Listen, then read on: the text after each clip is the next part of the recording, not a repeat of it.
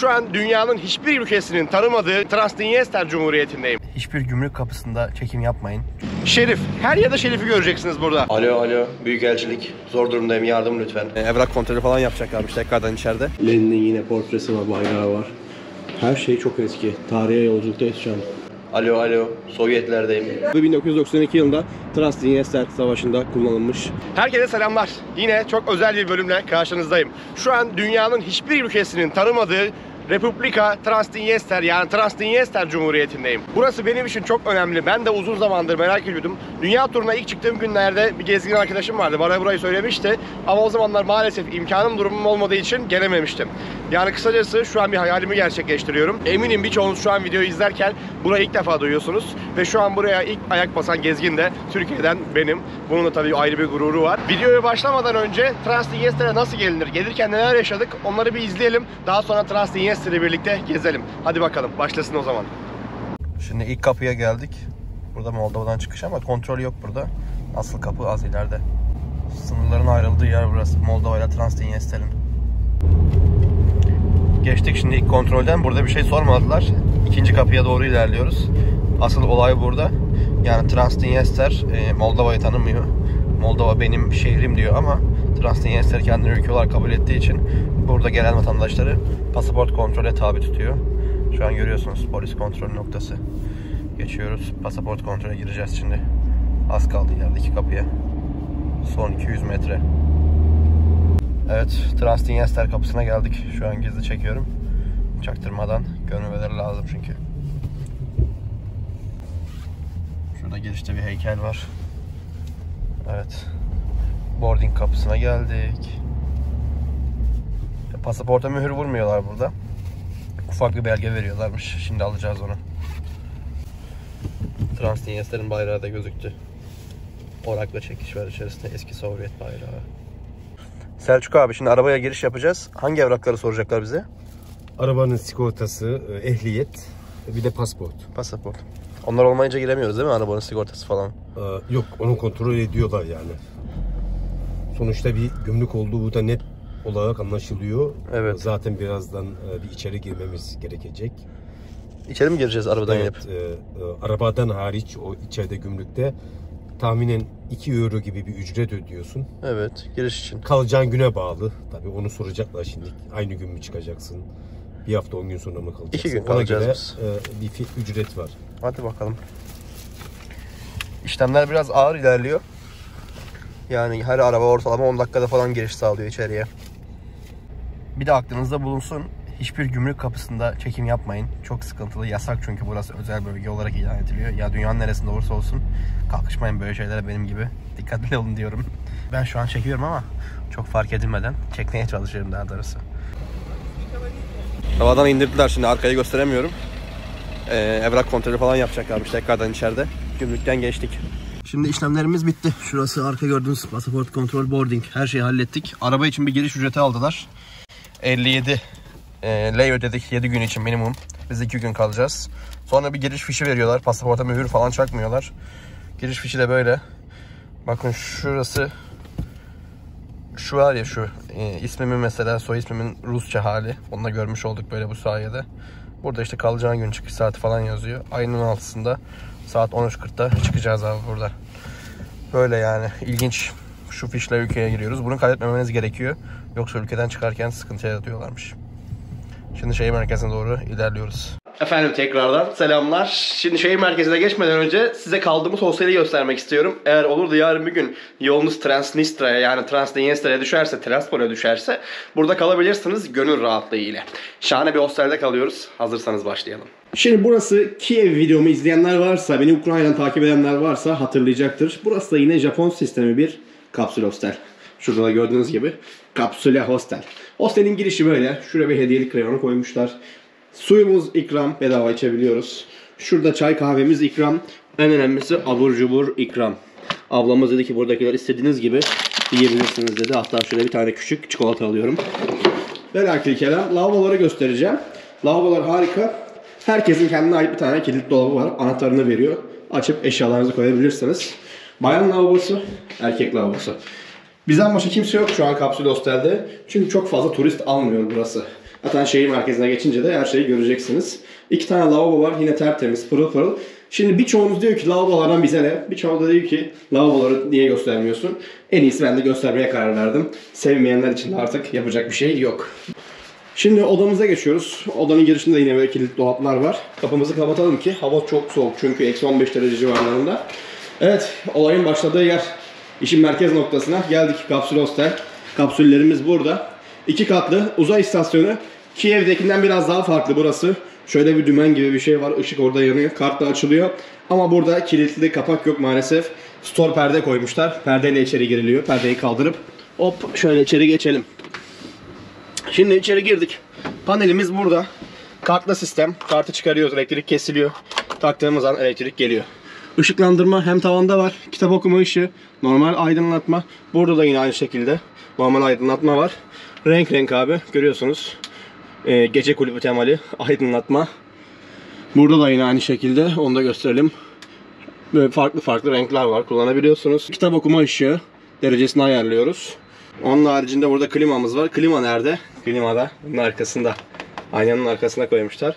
Şahane. Yine hızlı şarj olayımız var burada abi. 1 volt ve 2 voltluk. Hızlı şarj edebiliyorsunuz. Wi-Fi yine kapsülün içerisinde çekiyor. 1.80 santim uzunluğunda kapsülün genişliği. Gayet harika, hoş, temiz. Kimse kimsenin sesini duymuyor diye düşünüyorum. Kapak yok ama göreceğiz bu gece yatınca. Şehir merkezine çok yakın ayrıca. Şurası hemen Centro. Meydan yani yakın. 5 dakikalık mesafede. Her odada böyle 8 tane kapsül var. 8 tane yatak. Bunu Selçuk Reis de burada yatıyor abi.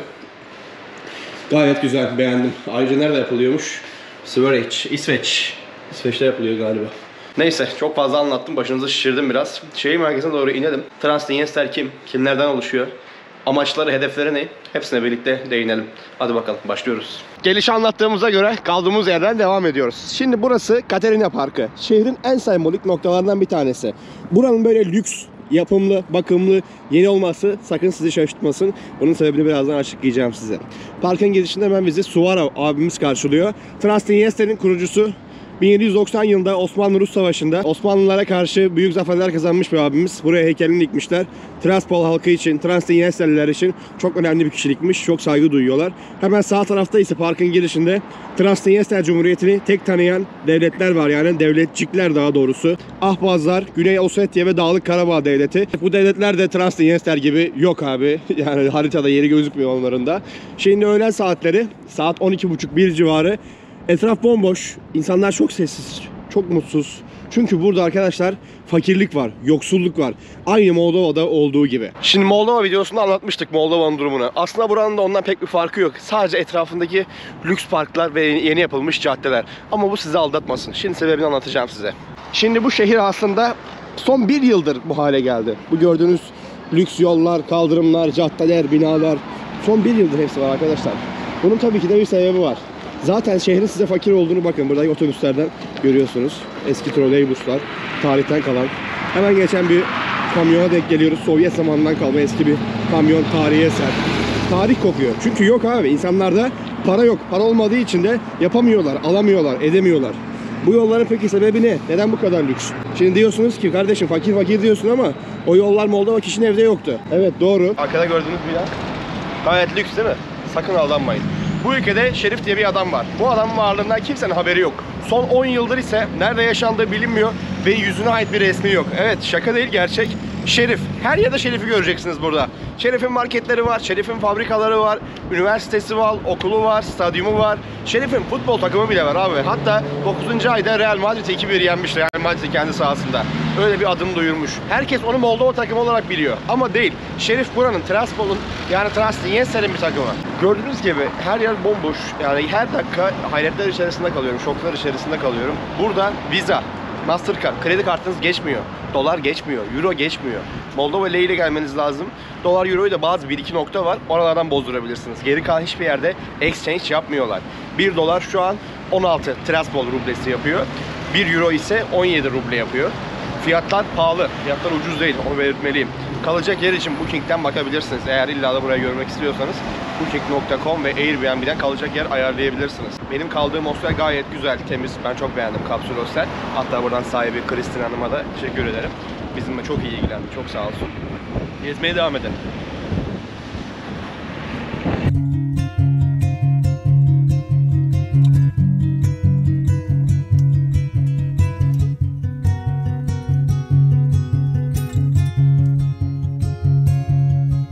Ayrıca burası öyle bir yer ki kendine ait bir para birimi var, bayrağı var, siyasal altyapısı var, meclisi var, polisi var. Yani bir ülke olmak için ne gerekiyorsa adamlar şu an hali hazırda bekliyorlar. Şimdi caddenin hemen karşısında gördüğünüz yer eski Tiraspol sineması. Çok eski bir sinema burası. Artık kullanılmıyor bu sinema, kapanmış çünkü yok, insan yok abi, izleyecek insan yok. Caddeler görüyorsunuz, şu an öğlen saat 2-2.30 civarında. 3 tane 5 tane araba geçiyor. Saati görüyorsunuz. Sokaklar yine aynı şekilde. 3-5 tane insan var. Kimse yok. Çünkü insan yok abi burada. İnsanlar yurt dışına gidiyorlar çalışmak için.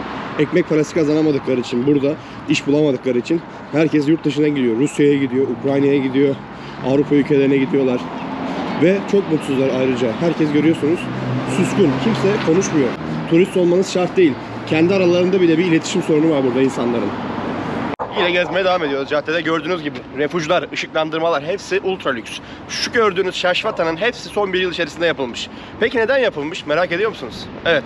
Açıklıyorum o zaman hazırsanız. Tamamen bağımsızlığını ilan etmek için abi. Şu an Rusya burayı çok ciddi derecede destekliyor. Her yıl buraya karşılıksız hibe olarak 1 milyar dolar bağış yapıyor. Ülke kendini geliştirsin, refah seviyesini artırsın diye. Ama ne yazık ki 1 milyar dolar çok büyük para değil bence. Bu ülkeyi kurtaracak kadar değil en azından. Transnistrya'nın toplam nüfusu şu an itibariyle 500 bin. Ama bu halkın nereden baksanız 300 ya da 350 bin civarı Rusya'da yaşıyor, Ukrayna'da yaşıyor, Avrupa ülkelerinde yaşıyor. Ve buradaki halkın %40'ı ise Rusya pasaportuna sahip. Buradaki halk pasaport çıkarmak istediğinde Transnistrya'nın pasaportu maalesef ki hükümsüz, vasıfsız. Hiçbir işe yaramıyor. Çünkü hiçbir devlet Transnistria'yı, Transnistra'yı tanımıyor. 200 bin kişinin burada Rusya pasaportu var arkadaşlar. Sokaklarında gezerken sürekli hayretler içerisinde kalıyorum. Her yer bomboş. Ya bakıyorum Fransa'ya gelmiş gibi, Almanya'ya gelmiş gibiyim ama değil. Değil yani. Burası Transnistria. Zaten yakından baktığımızda göreceksiniz. Kaldırımlar, yollar, banklar hepsi yeni koyulmuş, yeni yapılmış arkadaşlar. Binayı da görüyorsunuz. Yeni hizmete girmiş burası. Hatta daha yarısı boş bile. Ya uzaktan bakınca çok mesela belli oluyor yani. O zaman bir sorunuzu daha cevaplayalım. Ben Transnistria'ya gidip çalışmak istiyorum. Burada ne kadar alacağım? Hemen cevaplayalım abi. 30 gün çalışacaksın kardeşim burada. Yani bir aylık maaşın 100 dolar. En baba alacağın para burada 120 doları geçmez bir ayda. Şaka yapmıyorum. Günlük 4 dolar arkadaşlar asgari ücret veya 3 dolar. 100 doların üstünde almıyor burada insanlar. Çünkü yok, geçim kaynağı yok, fabrika yok, üretim yok, o yok, bu yok.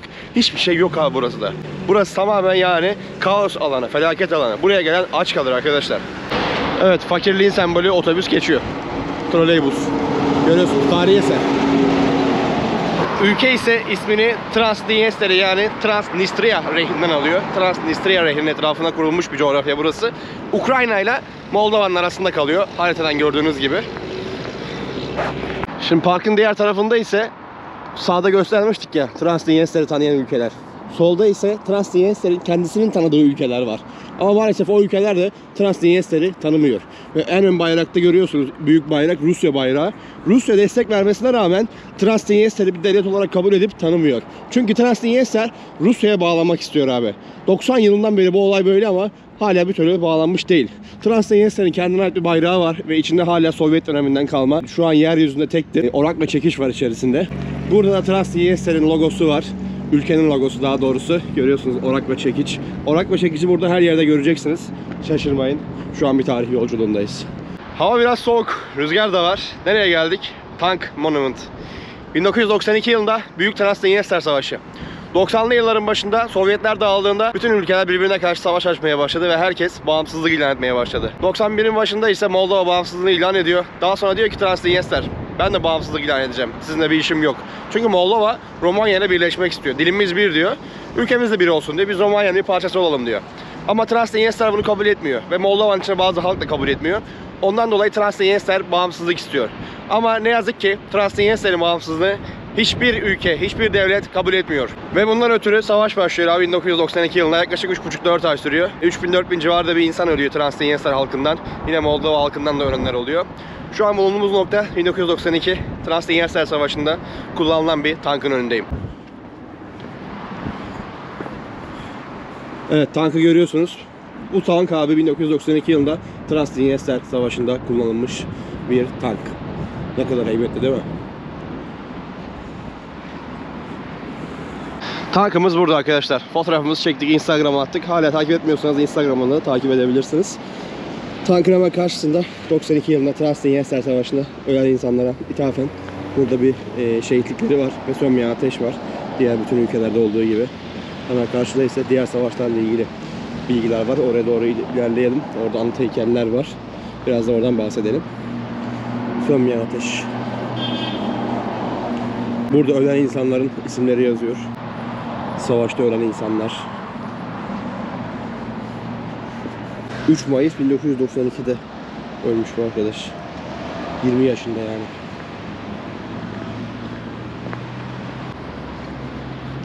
Evet, anıt heykellerinin olduğu yer yine 1992 yıllar arasında gerçekleşen Bağımsızlık Savaşı'nda ölen insanların isimlerini yine burada duvara kazımışlar. Transdniester Savaşı. Sol tarafta ise 79-89 arası Afganistan Savaşı'nda ölen insanların isimleri yazıyor. Harika ya, gezerken yani sokaklarında tüylerin diken diken oluyor sürekli. Şu an bir Sovyet tarihinin içerisinde geziyoruz. Şehrin her yerine gezerken Stalin, Lenin ve Karl Marx'ın heykellerini göreceksiniz. Büstlerini daha doğrusu. Şurada Stalin'in heykeli var. Hemen karşıda devlet binası, başkanlık binası. Ve sanırım tektir yani bu coğrafyada Lenin'in heykelini hala gözü gibi bakan. Lenin'in heykeli var abi. Tam kırmızı. Karşıda görüyorsunuz. Bayağı da görkemli ve heybetli. Daha önce bu kadar büyük bir Lenin heykeli görmemiştim. Sovyetlerin dağılmasından sonra Lenin'in heykeli dünya genelinde kaldırıldı. Ama burası küçük Sovyetçik. Transdniester. Burada gezerken bütün devlet binalarında Rusya'nın bayrağını göreceksiniz. Çünkü bu arkadaşlar Rusya'ya katılmak istiyorlar abi. Zaten diyorlar biz Rusuz. Dilimiz Rus. Başka dil bilmiyoruz. Rumence bilmiyorlar burada. Bilseler bile cevap vermiyorlar. Bilginiz olsun. Sadece her yerde Rusça konuşuluyor. Bakın burada da yine Transdniester bayrağıyla Rusya bayrağı var. Şurası Adalet Binası sanırım. Terazi var. Şimdi Tiraspol'un sokaklarında gezerken biraz karnımız acıktı. Eğer Tiraspol'a geldiyseniz nerede yemek yenilir? Burada yenilir abi. Sovyetler Birliği'nden kalma bir restoran. Görüyorsunuz yine burada bizi Lenin karşılıyor. Sovyetlerin kurucusu. Hadi bakalım içeri doğru geçelim. Böyle yer altına doğru iniyoruz. Karşımızda yine Transdniester'in bayrağı. Orak ve çekiç her yerde bizi görüyor. Burası konsept bir yer. Restorana geldik şimdi. Yemek bölümü burası. Self servis, kendiniz alıyorsunuz. Böyle Sovyet zamanından kalma. Şurada kompostolar var bardakların içerisinde. Burada çorbalar var. Şurada ana yemekler falan var. Pilav var işte, domuzlu pilav, tavuk eti, balık eti. Burada da ana eti var. Şurada mantar sote var. Patatesli tavuk var. Burada yine bir mercimek çorbası tarzı bir şey var. Çok hijyenik görmedim açıkçası içeriği.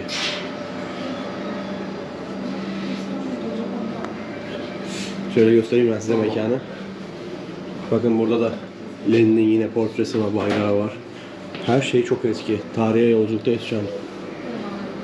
Lenin'in, Stalin'in, Sovyet Birliği çalışanları. Alo alo, Büyükelçilik. Zor durumdayım, yardım lütfen. Alo alo, Sovyetlerdeyim.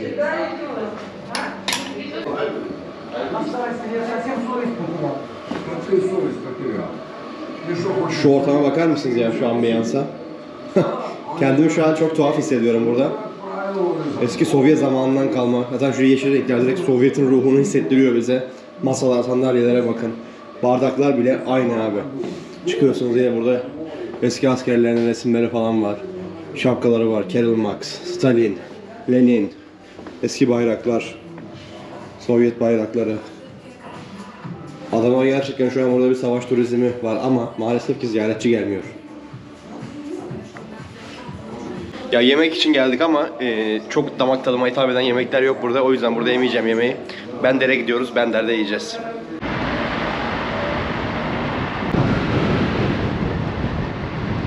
Şimdi yemek için orayı çok beğenmedik. Sovyet restoranını çok kirliydi, pisti. Bender Kalesi'ne geldik. Bender şehrine. Transdniester'in ikinci büyük şehri burası. Kaleyi hemen ileride görüyorsunuz. Az sonra orayı gezeceğiz. Buranın çok ünlü bir restoranı varmış. Traditional yemeklerin yapıldığı yer. Bender Kalesi'nin içinde. Önce bir aç karnımızı doyuralım. Restorana geldik, oturduk, sipariş verdik. Az önce garsona dedim ki sen buralı mısın, Transdinyesterli misin? Hayır dedi. Transdinyester değil dedi. Priest Nastrovka dedi. Buranın asıl gerçek adı Transdinyester dedi. Moldovalılar ve turistler söyler dedi. Yani bizi fırçaladı dedi aslında.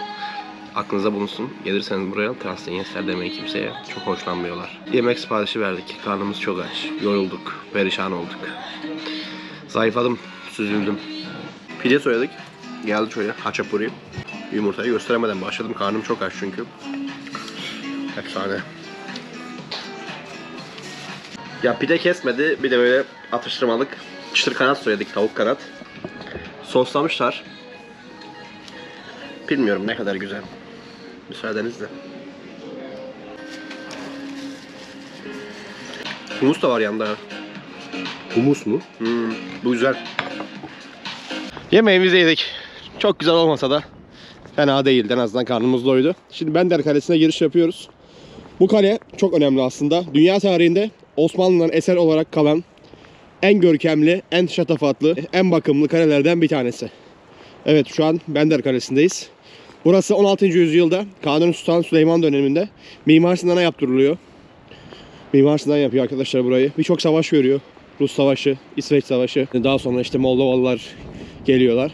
Çok hasar alıyor ama şu an dimdik ayakta. Tikra tarafından restore ediliyor. Görkemli bir şekilde bizi karşılıyor ama daim kapıları kapatıyor galiba. Müze kapanmış normalde, biraz geç kaldık. Bizim uyuşukluğumuza denk geldi. Ama sağ olsunlar içeriye aldılar. Blogger olduğumu söyleyince rica ettim. Kırmadılar. Şurada görüyorsunuz Arapça yazılar yazıyor. Transdinyester'in bayrağı. Burada hemen Rusya'nın bayrağı. Şu an bu arkadaşların ellerinde kalemiz. Osmanlı'dan kalan kale. Acayip bir görüntüsü var. Çok hoşuma gitti benim. Şu etrafa bakar mısınız? Hala devam ediyor restorasyon. Şuraya bakın mesela, hemen Osmanlı'yı anlayacaksınız şurayı görünce. Ayrıca son dönemde yapılan kazılarda, Tikar'ın yaptığı kazılara daha doğrusu, Osmanlı döneminden kalma, nehrin altına gömülmüş bir şekilde küplerin içerisinde demir sikkeler, gümüşler, altın paralar ve bir takım eşyalar bulunmuştur. Çok güzel ya, Bender Kalesi'ni çok beğendim. Harika. Mutlaka görülmesi gereken yerlerden bir tanesi. Yani Transnistria'ya bir gününüzü ayırsanız yeter.